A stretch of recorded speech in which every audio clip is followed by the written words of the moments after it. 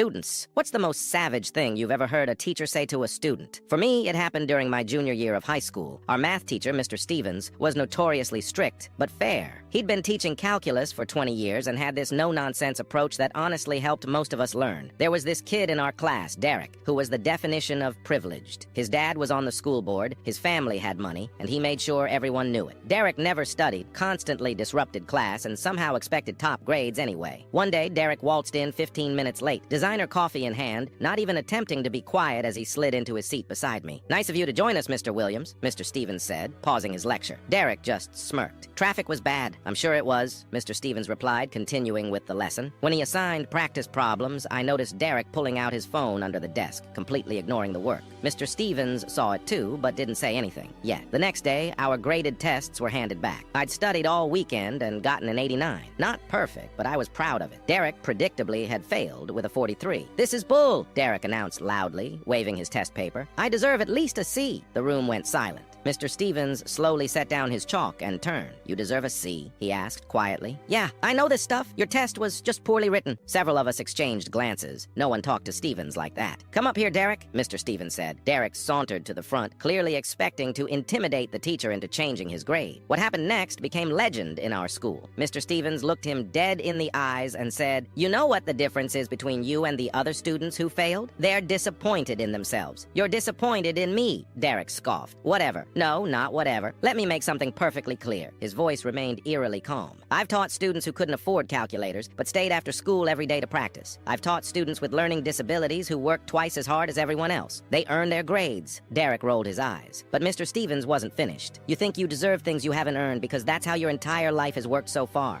But math doesn't care who your father is. Math doesn't care about your excuses, and neither do I." The classroom was dead silent. No one even breathed. "Your father can call me, the principal, or the superintendent. It won't change the fact that you chose Instagram over studying, your phone over paying attention, and excuses over effort." Then came the line that honestly changed my perspective on life. "The saddest thing about your situation, Derek, isn't that you're failing my class. It's that you're being set up to fail at life, and that's not your fault. It's the fault of everyone who never made you earn anything." Derek's face went from angry to shocked to something I'd never seen on him before. "Shame. The good news," Mr. Stevens continued, handing Derek a different worksheet, "is that you can still choose differently starting now. This is your study guide. My door is open after school every day this week." Derek didn't say a word. He took the paper and returned to his seat. The shocking part? He showed up after school that day and the next. By the end of the semester, he was pulling a solid B. Years later, I ran into Derek at college. He was studying engineering and had a part-time job.